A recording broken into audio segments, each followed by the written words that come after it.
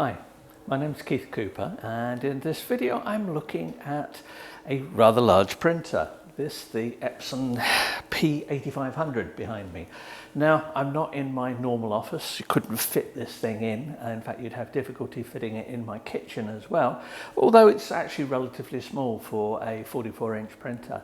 This is the P8500 Epson. It's a pigment ink printer. It has 6 inks.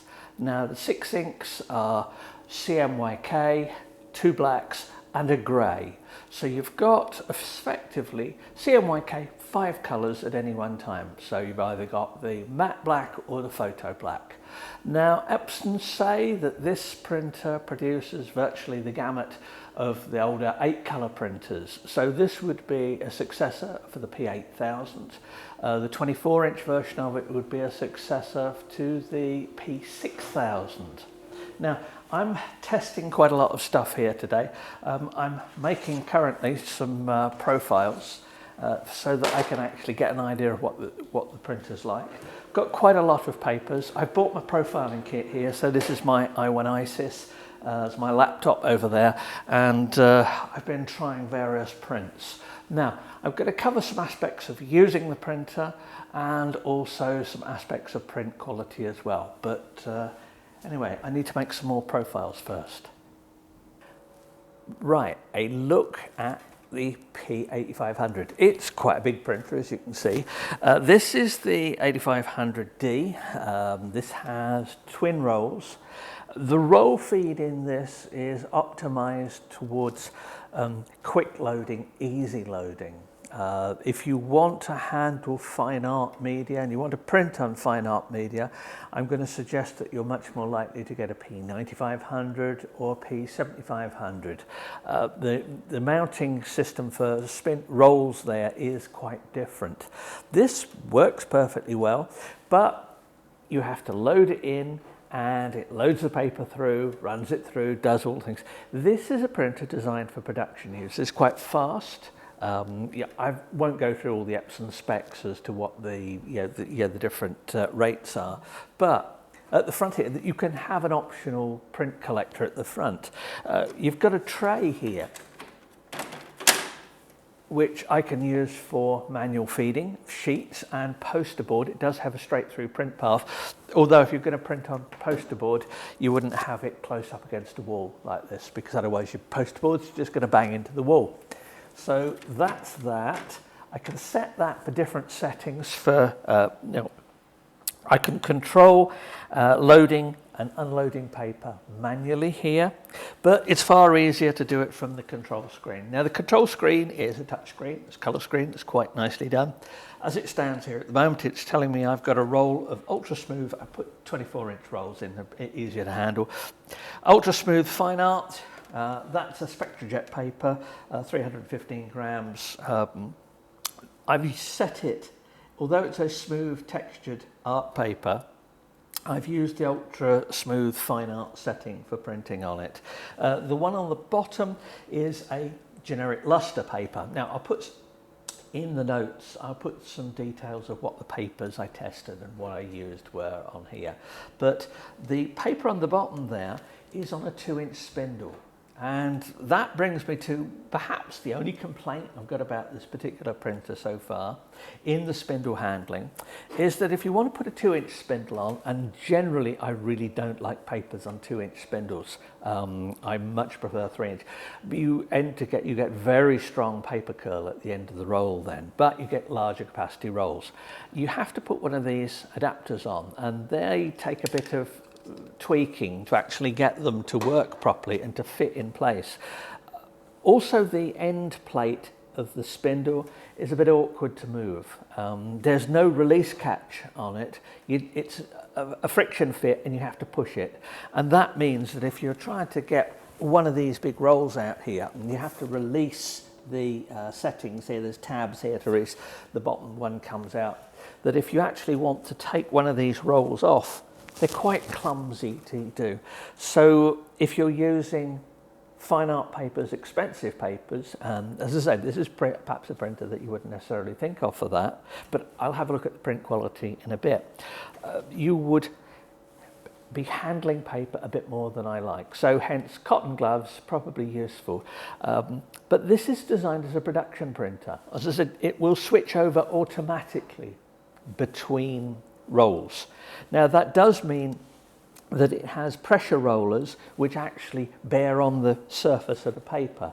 So delicate papers you want to be a bit careful about using, but this is meant for running things like matte papers, canvas, stuff like that, all the way through, and it will switch over automatically between rolls.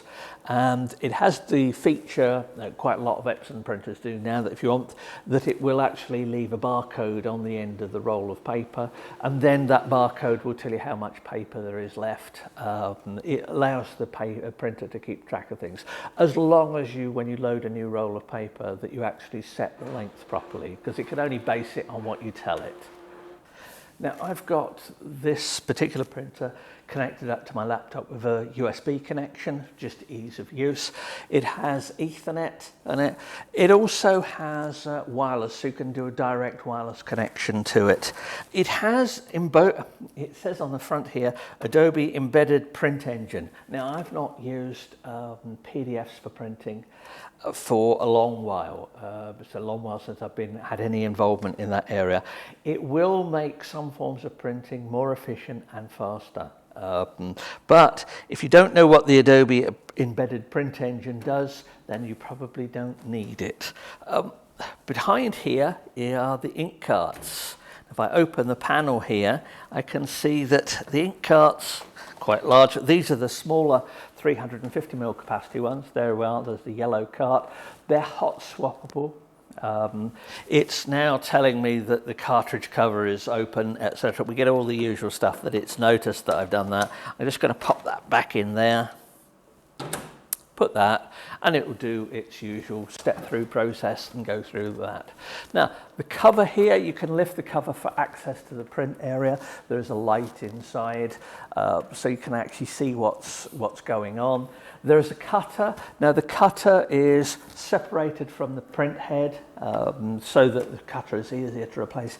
If you're going to be using something like canvas for this, which wears the cutter blades, or some thicker papers, then you may need to replace the printer blade quite regularly, but it's easily done.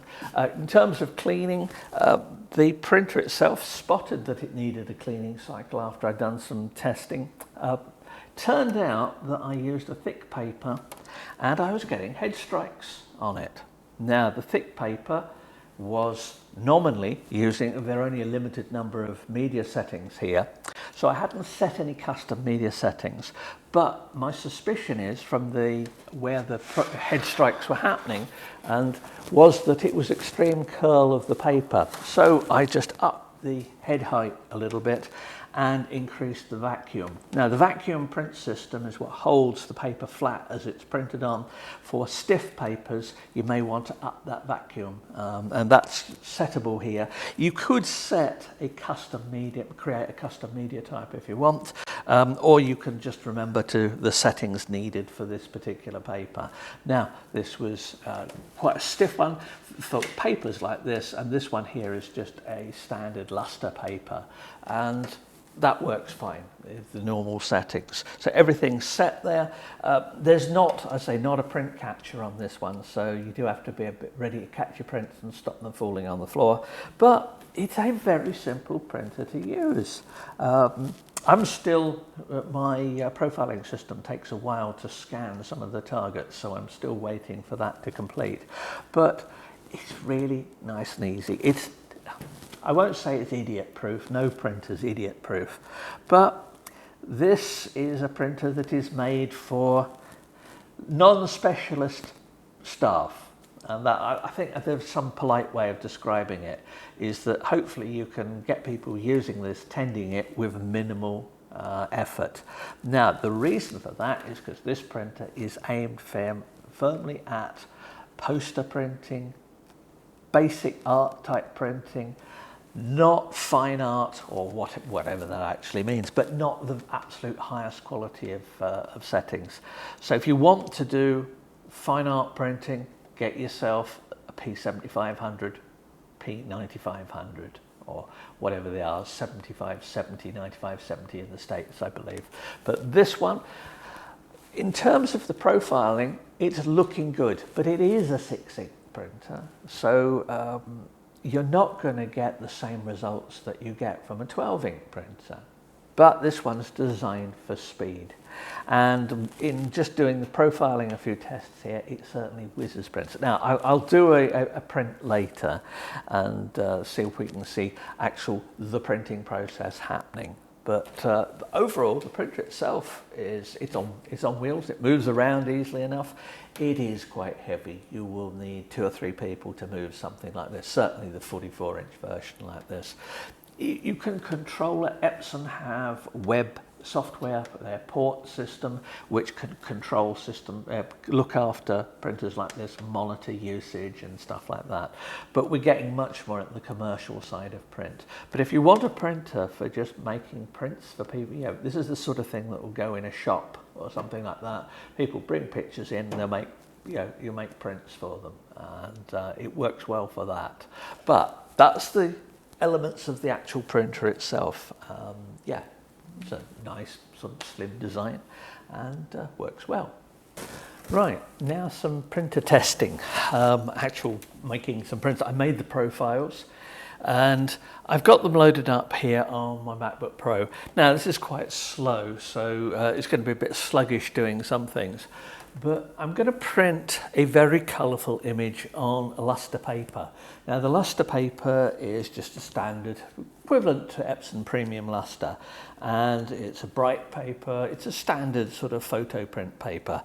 I have been doing some printing, and I'll show the examples in a moment, using the top roll here, which is the smooth fine art paper. At the moment the top roll is loaded, but I want to print from the bottom row.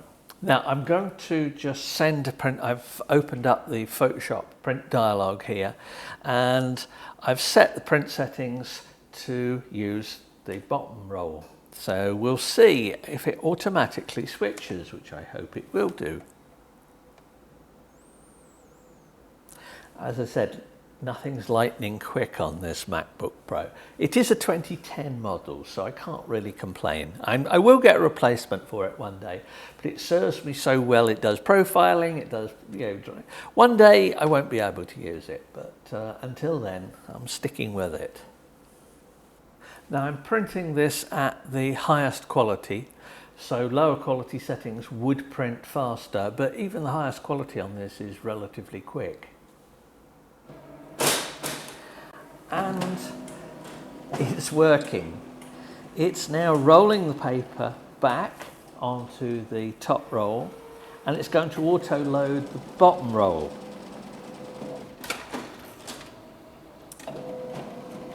There's confidence for you.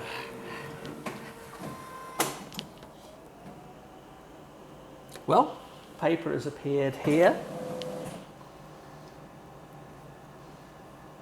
It's the head is moving across, checking the paper. It's telling me the name of the print, which is the gummy bears, which is the size, and it reckons it'll be 6 minutes. Now I'm printing this on a paper size, custom paper size of 36-inch by 24-inch. It's 24-inch paper, so it's 3 foot long. And it's moving, printing at quite a rate.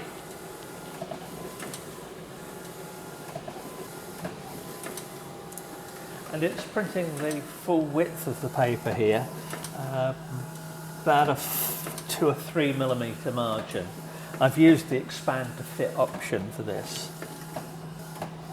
Now, I've heard some people say that having the window on the top here, you don't really need it, Yes, I do a lot of printing, and I always appreciate being able to see whether the print's printing properly. I do get things wrong, particularly when I'm doing this sort of testing, and it helps that obviously it's not my ink and paper that I'm using up here, but yeah, that's printing okay.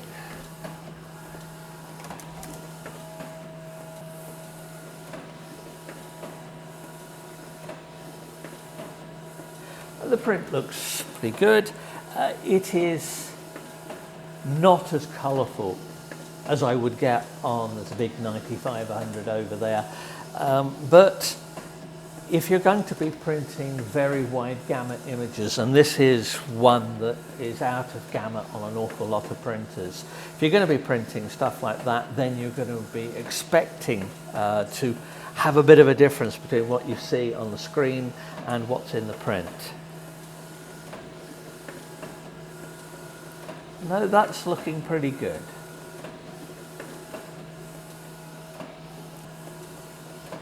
Now, if I really wanted the colours, as I say, I'd use a different printer, and having additional orange, green inks and the like, the sort of so-called kicker colours that just expand the gamut up, show on an image like this. But this is one that's tricky to print at the best of times. It's one of my test images. The display here tells me I've still got a couple of minutes left. I've noticed most Epson printers, the display is, they slightly overestimate the printer time, if anything, but generally they're a good estimate. I've also noticed whilst it's printing, the remaining paper indicator actually goes down as the print comes out. So on this particular roll of paper down the bottom here, premium luster 260, we have remaining 20, don't touch the screen while it's doing things, we have remaining 28.3 metres. 28.2 metres, there we go. This is perfect for posters, non-art type papers. There we go.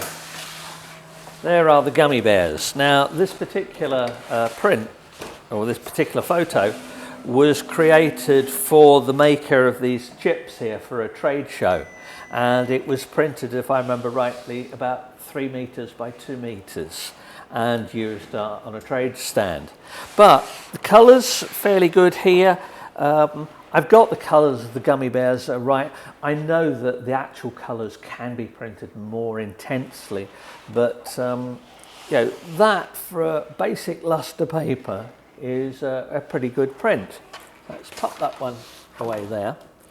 I mentioned that there was another paper in here, and that's the fine art paper. Got some prints on that, which I'll just have a look at. Well, first up, my standard test image that I print everything. Yeah, it looks good. There is, there we go, hopefully that's quite reasonable. The black and white looks quite good, and I've got some black and white prints of them. Shadow detail is good.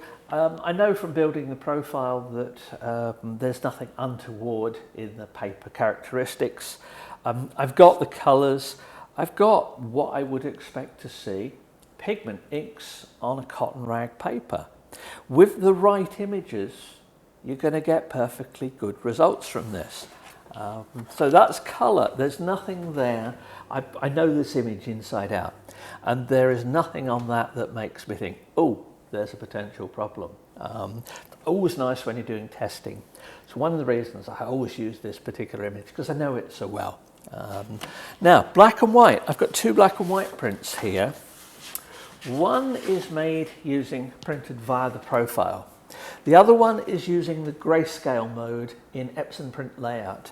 Now, it is not the advanced ABW or advanced black and white mode that you get on the better quality printers with more inks. This one is just a grayscale setting. It's using the grey inks, using the black inks, it's mixing some colours as well. So you would think that black and white might be a bit problematic on it. Well, the profile one looks good. The shadows are a bit blocked up.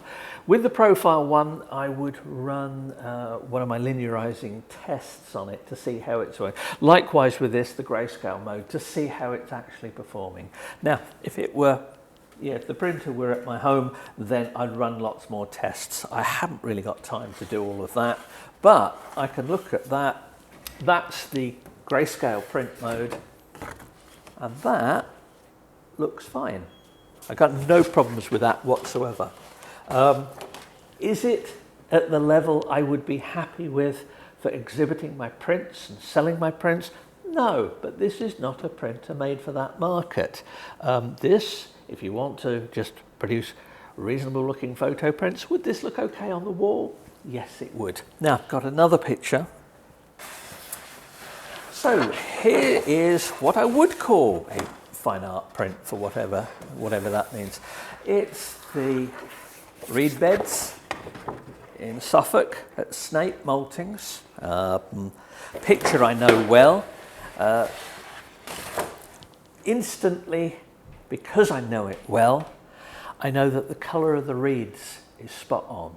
Now this was taken, I believe, probably in March, so the reeds are dry here, and that is the right colour. I've got the right colour in the sky, I've got the tonality in the clouds looks right. Yep, that looks fine.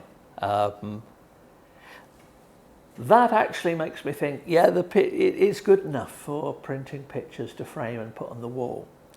Once again, if you are going for the top end Art Repro and the likes of that, some pictures will print well, others which may have stronger colours in them may show difficulties.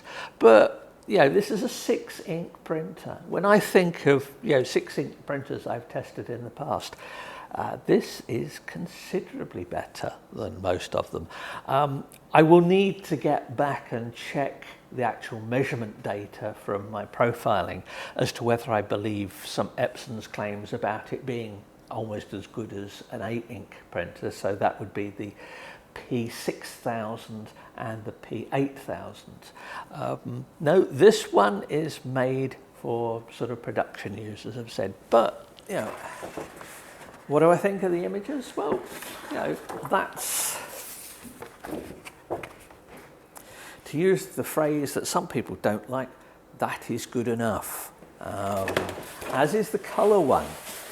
Now, if you're in the market for producing prints like this relatively cheaply and selling them, if you're in a print market, this printer is probably much more something you're likely to use than the larger P8500 sitting over there.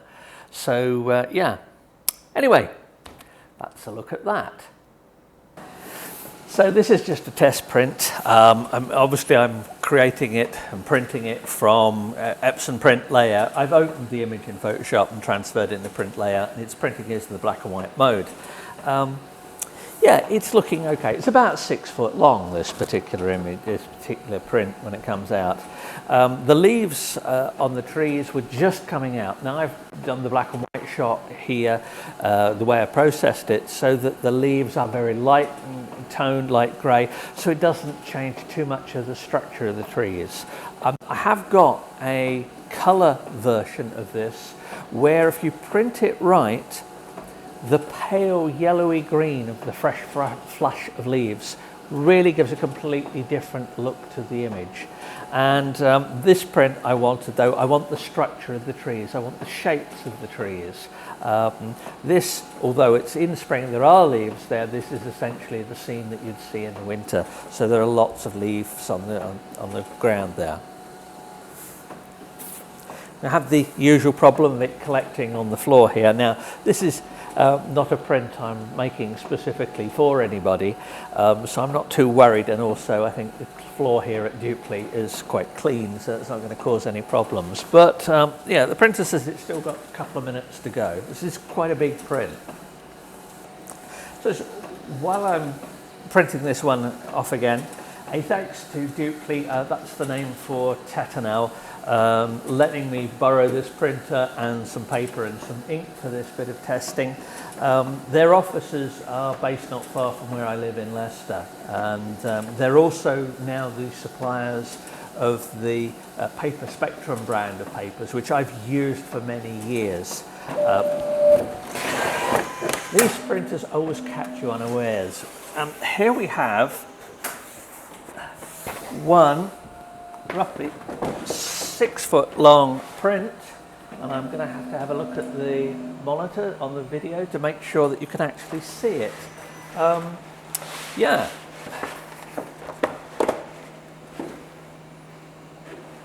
that's a very nice print. I'd be happy putting this up in my office. I don't care that it's from just a 6-ink printer. Yeah, printer it's good. Print looks good as well. So, am I happy with that? Yes. Anyway, so I'm going to, because I'm shooting this video on location, I'm going to have to edit bits together. So my apologies if some aspects of it a little bit don't flow as well as normal. This is my first attempt at actually doing a sort of, as it were, a live. The printer is doing, if you wonder what the noise is, the printer is doing a cleaning cycle, a lot of whirring away. But this is my first attempt at doing a video on location, as it was. And yeah, hopefully you've found it of interest. Please feel free to ask questions. I've made lots of notes, taken lots of screenshots, various other things about the printer. I can't cover all the detail in something like this, but if you've got questions about it, let me know and I'll see what I can manage. Oh, and please do subscribe to the channel, it's appreciated. Thank you.